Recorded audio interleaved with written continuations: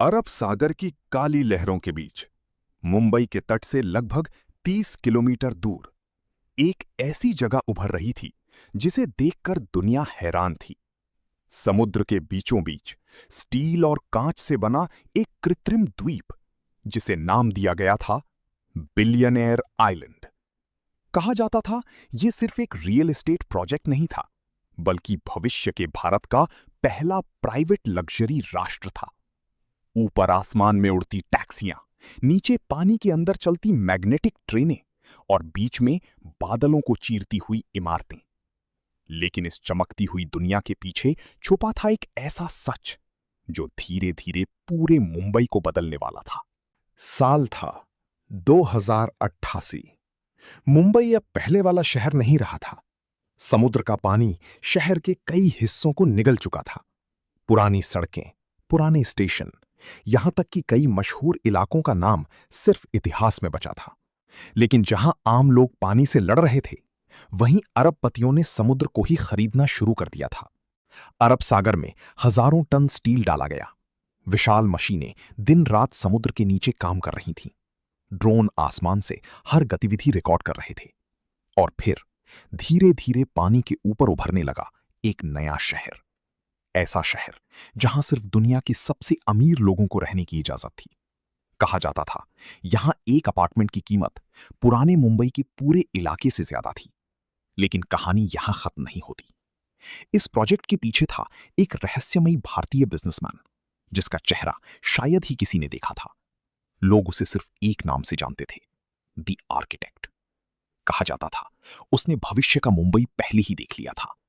उसने समझ लिया था कि आने वाले समय में जमीन सबसे बड़ी दौलत नहीं होगी, बल्कि बची हुई सुरक्षित जमीन दुनिया की सबसे महंगी चीज बनेगी। और इसलिए उसने समुद्र के ऊपर अपनी नई दुनिया बसानी शुरू कर दी। विशाल ग्लास डोम्स के अंदर बनाए गए जंगल, आर्टिफिशियल बारिश, प्राइवेट मौसम कंट्रोल सिस्टम, यहां तक कि इस द्वीप का तापमान भी मशीनें तय करती थी। बाहर समुद्र में तूफान आता था, लेकिन अंदर लोग शांत संगीत के बीच डिनर कर रहे होते थे। ये जगह किसी साइंस फिक्शन फिल्म जैसी लगती थी। लेकिन उसी समय पुराने मुंबई की गलियों में लाखों लोग पानी, बिजली और रहने की जगह के लिए संघर्ष कर रहे थे।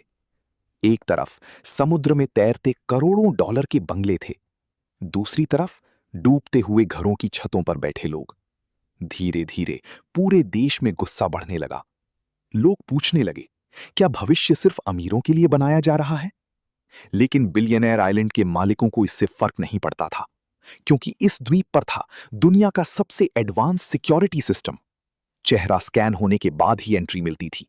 समुद्र के नीचे ड्रोन पनडुब्बियां पहरा देती थीं और आसमान में एआई डिफेंस सिस्टम हर समय एक्टिव रहता था।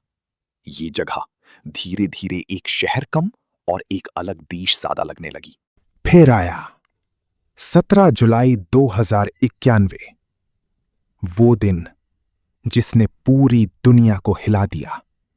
अरब सागर में अचानक एक विशाल सुपरस्टॉर्म उठा। इतिहास का सबसे खतरनाक समुद्री तूफान।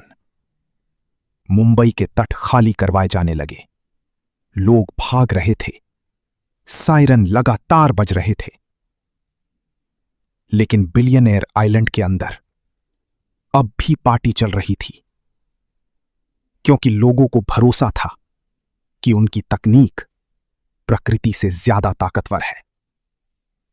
और फिर रात 2:17 पर समुद्र की एक विशाल लहर दीवार की तरह उस द्वीप से टकराई। पूरा शहर हिल गया। ग्लास टावर्स में दरारें आने लगी। एआई सिस्टम फेल होने लगे। बिजली अचानक बंद हो गई। पहली बार उस अजेय शहर में डर दिखाई दिया। लोग प्राइवेट बंकरों की तरफ भागने लगे। आसमान में उड़ती टैक्सियां समुद्र में गिर रही थीं। नीचे पानी तेजी से अंदर घुस रहा था। और फिर दुनिया की सबसे महंगी रियल एस्टेट परियोजना धीरे धीरे समुद्र में डूबने लगी। सुबह होते होते अरब सागर के बीच सिर्फ टूटे हुए स्टील के ढांचे दिखाई दे रहे थे।